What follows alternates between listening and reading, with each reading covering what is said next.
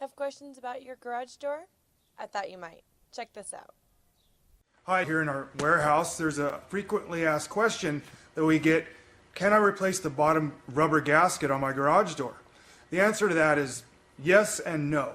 Some of the older doors, like I'd like to show you here, if you want to bring the camera down on this older panel, this is a panel off a door that's about 15. This is the bottom panel, and see how this bottom gasket I'm going to take this plate out of the way. It's a single slide-in unit.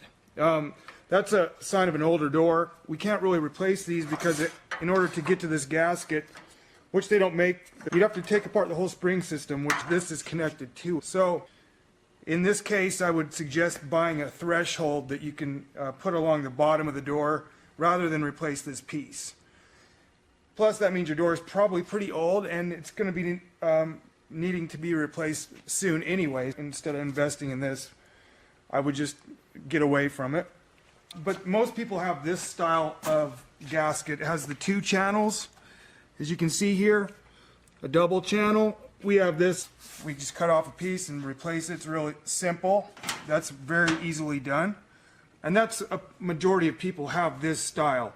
But if you can tell that you have the 1-piece rubber gasket, chances are we're not going to be able to replace that. So save yourself some hassle, and we'd be happy to come out and replace your double channel bottom gasket. Thank you.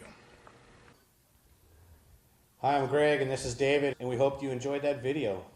We've got a lot more videos available. Just go to this link right here, if you can see it, and go there now.